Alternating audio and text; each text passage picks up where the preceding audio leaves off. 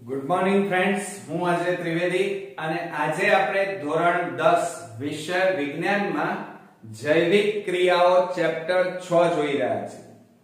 મિત્રો, આજે આપણે આ ચેપ્ટરના 9મા ભાગની અંદર અજારક શ્વસન ખૂબ જ અગત્યની શોર્ટ નોટ જોવાના છીએ અને સાથે સાથે આપણે એક પ્રયોગ પણ જોઈશું.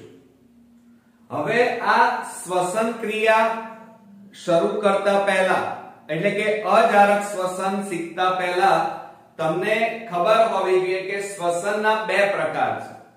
એક તો જારક શ્વસન જે ઓક્સિજનની હાજરીમાં થાય અને અજારક શ્વસન જે ઓક્સિજનની ગેરહાજરીમાં એટલે કે કાર્બન ડાયોક્સાઇડની હાજરીમાં થાય. હવે જારક શ્વસન છે ને એમાં એ ક્યાં થાય?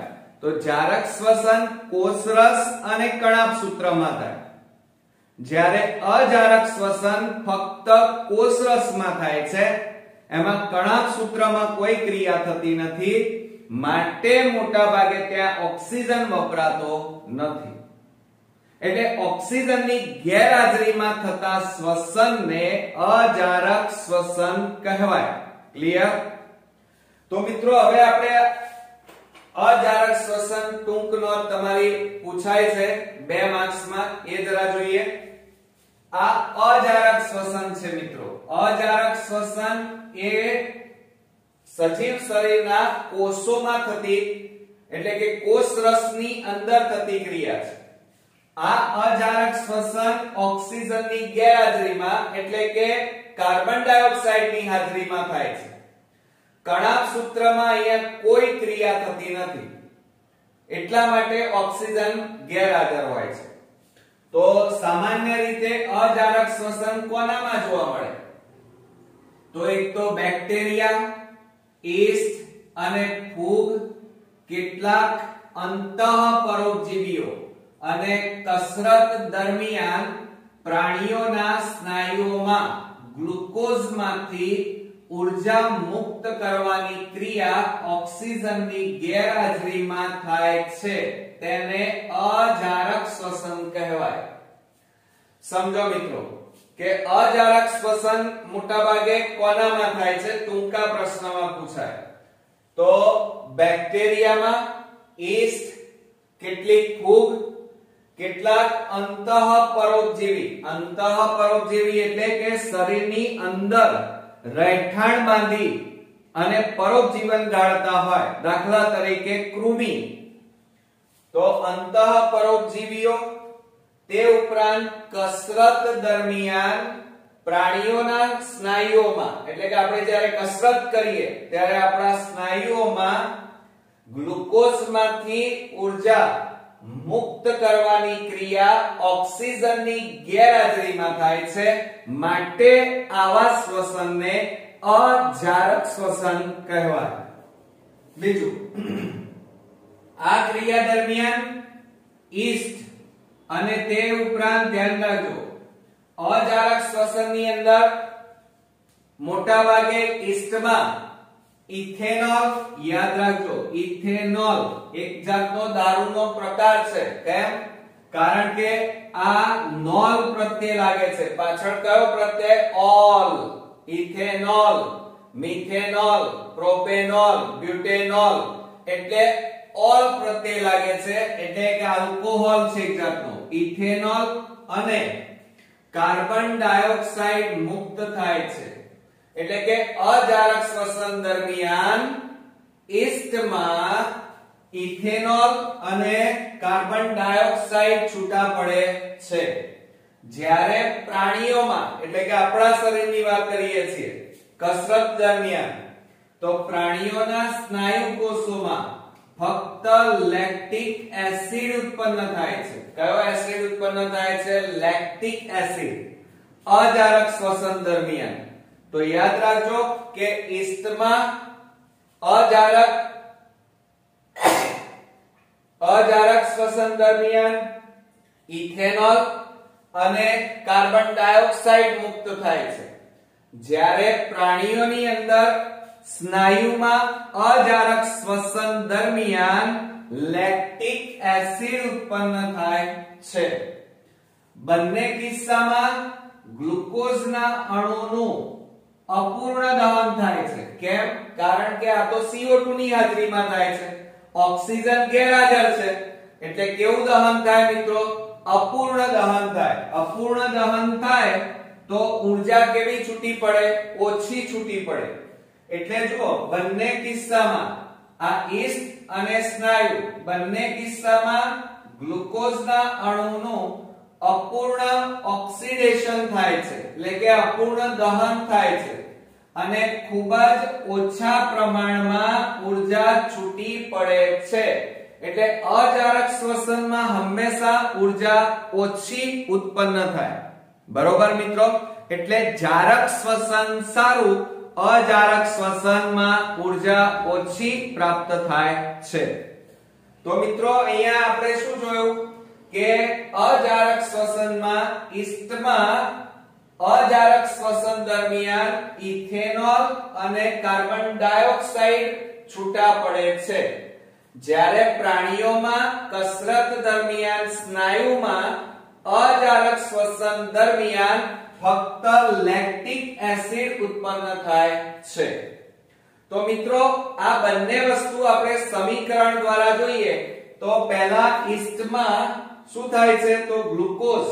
ચાલો, ગ્લુકોઝ એટલે મિત્રો તમે મને કહો, ગ્લુકોઝનું અણુ સૂત્ર શું થાય? C6H12O6.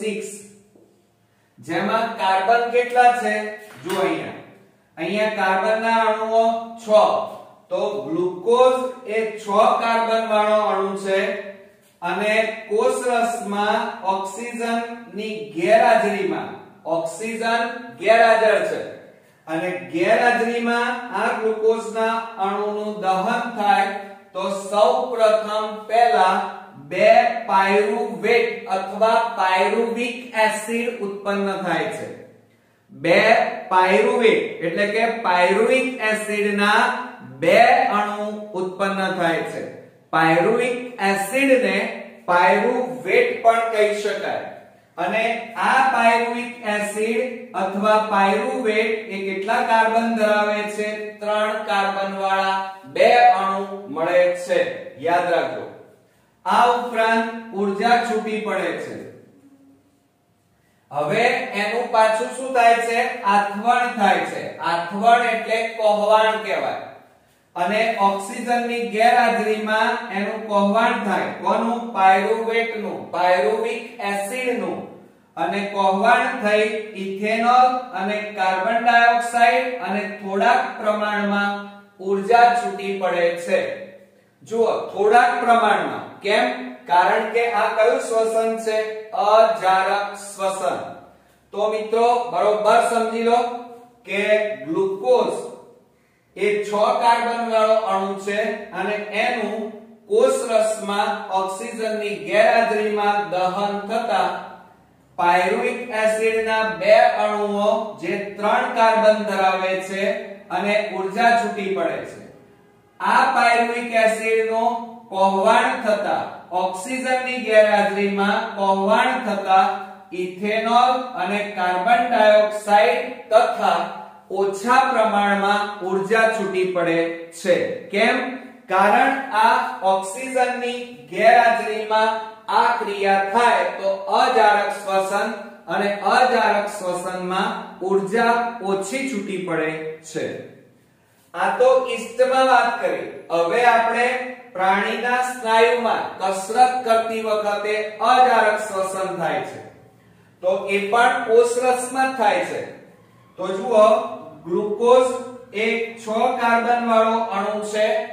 કોષરસમાં ઓક્સિજનની ગેરહાજરીમાં એનું દહન થતા પાયરુવિક એસિડના 2 અણુ જે 3 કાર્બન ધરાવે છે અને ઊર્જા છૂટી પડે છે. પાયરુવિક એસિડના 2 અણુ અને એ કેટલા કાર્બન ધરાવે છે? 3 કાર્બન અને ઊર્જા છૂટી પડે છે.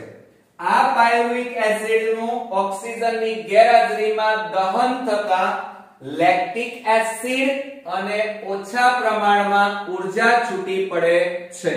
સમજો બરોબર કે ગ્લુકોઝના 6 કાર્બન ના અણુનું કોષરસમાં ઓક્સિજનની ગેરહાજરીમાં દહન થતા પાયરુવિક એસિડનો એક અણુ એવા બે અણુ જે 3 કાર્બન ધરાવે છે, 3 કાર્બન એટલે કુલ કેટલા થયા? 6 કાર્બન.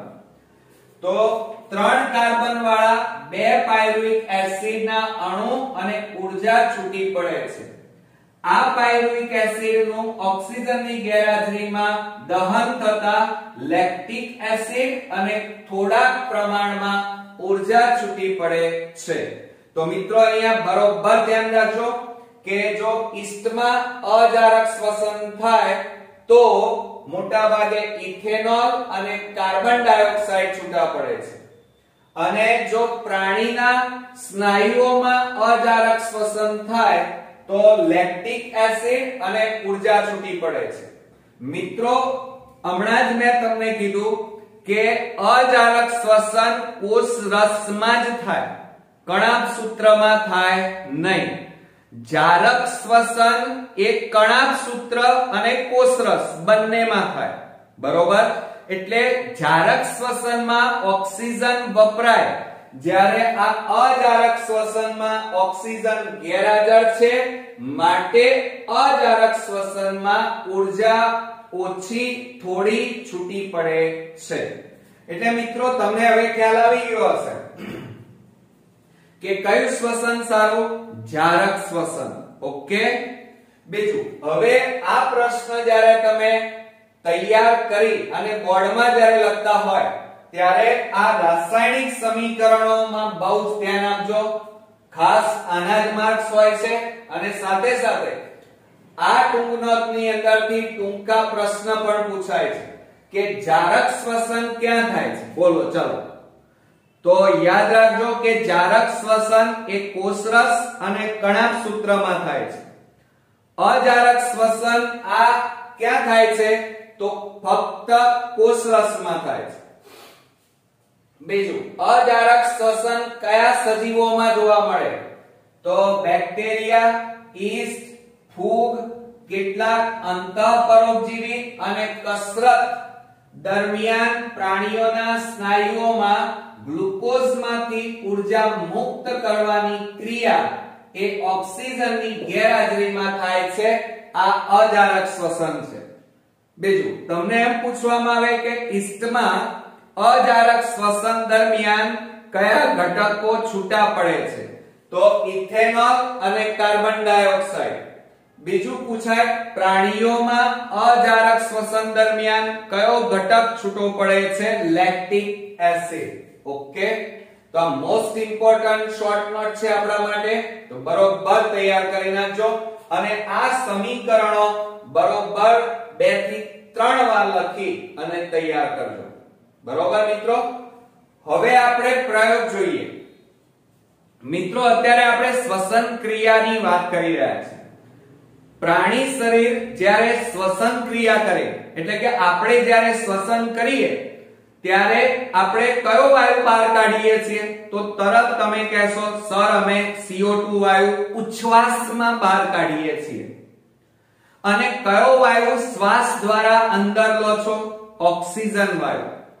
હવે આ ઓક્સિજન અને CO2 તમે જોયો છે? ના. તો એ CO2 વાયુ આપણે ઉચ્છ્વાસ દ્વારા બહાર કાઢીએ છીએ એની ખાતરી કરવા માટેનો આ એક પ્રયોગ છે મિત્રો. તો જો અહીંયા કે ઉચ્છ્વાસ દ્વારા CO2 ઉત્પન્ન થાય છે તે દર્શાવો. એટલે કે પ્રાણી શરીરમાં ઉચ્છ્વાસ દ્વારા કયો વાયુ બહાર નીકળે છે? CO2 વાયુ. અને એ આપણે ચકાસવાનું છે. અહીંયા મિત્રો આપણે સાધનો લઈએ તો તમે જોઈ શકો છો આકૃતિ. 2 કાચની કસનળી, એક પિચકારી, બરોબર, અથવા ઇન્જેક્શન આપવાની સિરિંજ પણ લઈ શકાય. આ ઉપરાંત એક રબરની ટ્યુબ, બરોબર. હવે પદાર્થોમાં વાત કરીએ તો પદાર્થોની અંદર તમારે ચૂનાનું પાણી લેવાનું છે. શું લેવાનું છે? કેલ્શિયમ હાઇડ્રોક્સાઇડ, ચૂનાનું નીતર્યું પાણી. ઓકે. આ થઈ વાત સાધનો અને પદાર્થોની. હવે આપણે પદ્ધતિ જોઈએ તો સૌપ્રથમ બે કાચની કસનળીમાં સરખા પ્રમાણમાં ચૂનાનું પાણી એટલે કેલ્શિયમ હાઇડ્રોક્સાઇડ નું દ્રાવણ લો. બરોબર? આ દ્રાવણ એકદમ પાણી જેવું હશે, જેમ માટલામાંથી આપણે પીવાનું પાણી લઈએ એવું દેખાશે. બરોબર? આમ નોર્મલી. હવે આ કસનળીઓમાં એકનું નામ A અને એકનું નામ B પાડી દો. નામકરણ કરી નાખ્યું. હવે આપણે શું કરવાનું?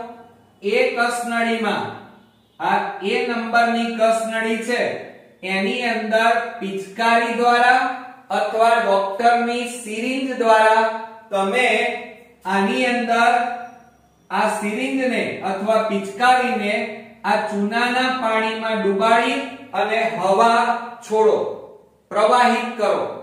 કેમ? કારણ કે પિચકારીમાં અંદર હવા હશે અને આમ કરીને તમે દબાવો એટલે હવા બહાર નીકળશે અને એ હવા પરપોટા સ્વરૂપે આ રીતે બહાર નીકળશે. બરોબર?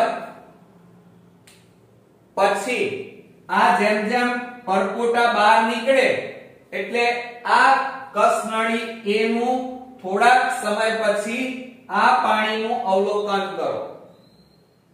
હવે આપણે આ B કસનળી લેવાની અને એની અંદર આ રબરની ટ્યુબ લેવાની. રબરની ટ્યુબનો એક છેડો ચૂનાના પાણીમાં ડૂબેલો રહે અને બીજો છેડો મોઢામાં મૂકવાનો આ રીતે અને જોરથી ફૂંક મારવાનું. શું મારવાનું? ફૂંક. ફૂંક મારશો એટલે અહીંથી હવા ધીમે ધીમે આ રીતે પરપોટા સ્વરૂપે બહાર નીકળશે. બરોબર? નીકળી? આટલું કર્યા પછી આ ચૂનાના નીતર્યા પાણીમાં શું ફેરફાર થાય છે અને કોનામાં જલ્દી ફેરફાર થાય છે એ નોંધવાનું છે. બરોબર? તો હવે આપણે અવલોકન જોઈશું, પણ એ પહેલા ફરીથી રિપીટ મારી દઈએ કે ઉચ્છ્વાસ દ્વારા CO2 દૂર થાય છે તે દર્શાવો. સાધનોમાં બે કાચની કસનળી, પિચકારી અથવા સિરિંજ અને રબરની ટ્યુબ. પદાર્થોમાં ચૂનાનું નિત્ર્યું પાણી. હવે જુઓ અહીંયા મિત્રો કે કાચની બે સ્વચ્છ કસનળી લો. એક કસનળી A અને બીજી કસનળી B એમ નામ આપો. હવે બંને કસનળીમાં મિત્રો 10 ml તાજું તૈયાર કરેલું ચૂનાનું પાણી, યાદ રાખજો, ચૂનાનું પાણી એટલે કેલ્શિયમ હાઇડ્રોક્સાઇડ CaOH નું દ્રાવણ લો. કયું દ્રાવણ? કેલ્શિયમ હાઇડ્રોક્સાઇડ, ચૂનાનું નિત્ર્યું પાણી. હવે કસનળી A માં સિરિંજ મારફતે અથવા પિચકારી દ્વારા ચૂનાના પાણીમાં હવા દાખલ કરો, પ્રવાહિત કરો. પ્રવાહિત કરો એટલે કે દાખલ કરો. જ્યારે કસનળી B માં આ શું છે? રબરની ટ્યુબ છે. તો રબરની ટ્યુબ દ્વારા ફૂંક મારો ભાઈ. શું? મોઢામાં નાખી ફૂંક મારો અને આ ચૂનાના પાણીમાં હવાને, તમારા મોઢાની હવાને ચૂનાના પાણીમાં પ્રવાહિત કરો, વહેતી કરો. આ રીતે. ઓકે? હવે બંને કસનળીમાં ચૂનાના પાણીને દૂધ્યું થતા, આ બંને પાણી માટલાના પાણી જેવું, કાચ જેવું છે, પણ બંનેને ફૂંક મારી હવા દાખલ કરી તો આ બંને કસનળીમાં કઈ કસનળીમાં ચૂનાનું પાણી જલ્દી સફેદ થઈ જાય છે એ નોંધવાનું છે. તો બંને કસનળીમાં ચૂનાના પાણીને દૂધ્યું થતા કેટલો સમય લાગે છે તેની નોંધ કરો. હવે આપણે અવલોકન જોઈએ તો કસનળી A અને કસનળી B માં આ બંને કસનળીમાં ચૂનાનું તાજું નિત્ર્યું પાણી બંનેમાં દૂધિયું બને છે મિત્રો. એવું નથી કે આમાં બને છે કે આમાં બને, બંનેમાં ચૂનાનું પાણી સફેદ કલરનું બની જાય છે. બરોબર. એનું કારણ છે કારણ કે પિચકારીની અંદર જે હવા હતી એમાં CO2 આવ્યો હતો અને તમે જે ફૂંક મારી એમાં પણ CO2 આવ્યો હતો અને CO2 આવ્યું કેલ્શિયમ હાઇડ્રોક્સાઇડ એટલે કે ચૂનાના નિત્ર્યા પાણી સાથે પ્રક્રિયા કરી દ્રાવણ દૂધિયા રંગનું બનાવે છે. બરોબર. બીજું, હવે પણ જુઓ આ પિચકારીમાં જે CO2 આવ્યું છે એ ઓછા પ્રમાણમાં છે કારણ કે તો હવા છે, વાતાવરણ, એટલે એમાં બીજા વાયુઓ હોય, ઓક્સિજન હોય, નાઇટ્રોજન હોય, બીજા ઘણા બધા વાયુ હોય. એટલે આ પિચકારીમાંથી જે CO2 આવે એ CO2 નું પ્રમાણ અહીંયા પિચકારી A માં CO2 નું પ્રમાણ કેવું હોય છે? ઓછું હોવાના કારણે આ કસનળી A માં ચૂનાનું પાણી દૂધિયું થતા સફેદ થતા વધારે સમય લાગે છે. આને કેવો સમય લાગે છે? વધારે સમય લાગે છે.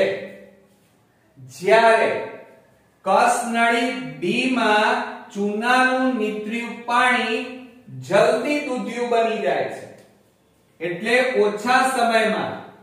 બરોબર. ઓછા સમયમાં જલ્દી દૂધિયું બની જાય છે, સફેદ બની જાય છે. કેમ?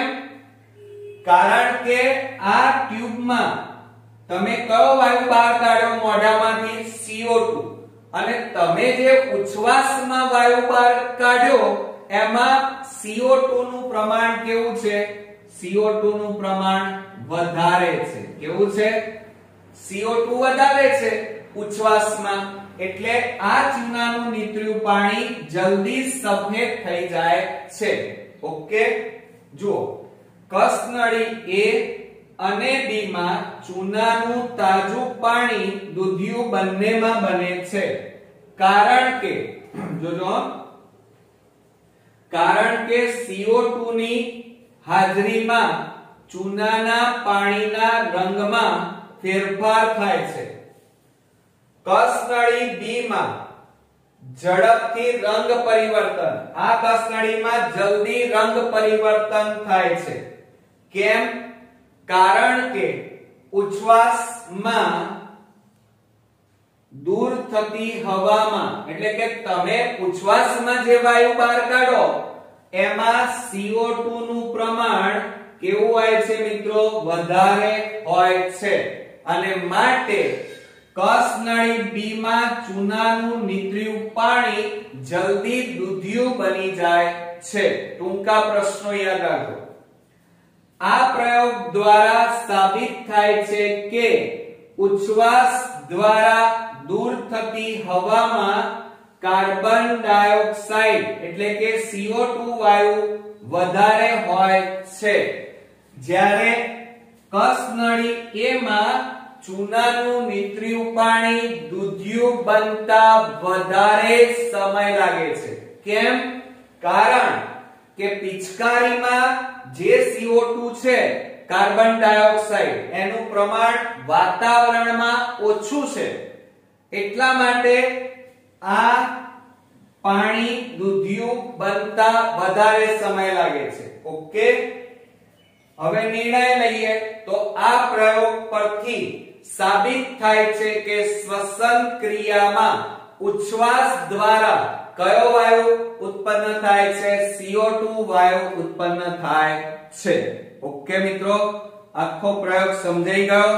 તો આ પ્રયોગની અંદરથી ઘણીવાર તમારા ટૂંકા પ્રશ્ન પણ પૂછી શકાય જે મેં તમને સમજાવ્યા.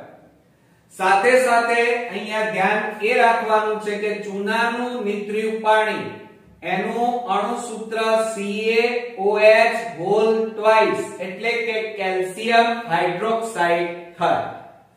તો મિત્રો આજે આ ભાગની અંદર બે અગત્યની થિયરી, એક પ્રયોગ અને એક ટૂંક નોંધ અજારક શ્વસન ખૂબ જ અગત્યની ભણ્યા.